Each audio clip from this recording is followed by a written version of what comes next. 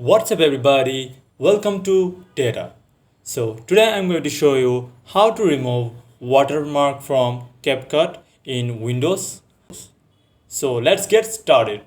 So first of all you have to open Capcut, just open it, and then you can see an interface of start creating and the sign in option. Click on start creating. This will take you to the main page or main frame of Capcut. If you want to see the how watermark looks like, just import something. I'm going to import just the picture for showing you. So drag and drop.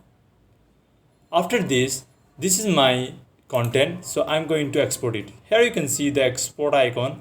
Click on export. So you can see the rendering page, or this is called rendering frame. So here you can see the bottom of right corner.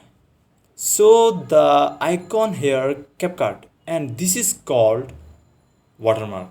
If you want to remove it, click on remove watermark, and then a pop-up screen comes up. So you can see three options here: sign in with TikTok, sign in with Facebook, sign in with Google. So I will suggest you to sign in with Google. To click it, and then you can see the choose an account page. Click on Gmail account, whatever you want. I have this one, so I'm going for it. Click it. Here you can see the signed in, the signed in, just confirm. Here you can see the pop-up screen comes up, and the option is here open Capcut or cancel. You have to click on open Capcut, and then boom, the watermark has been removed from here.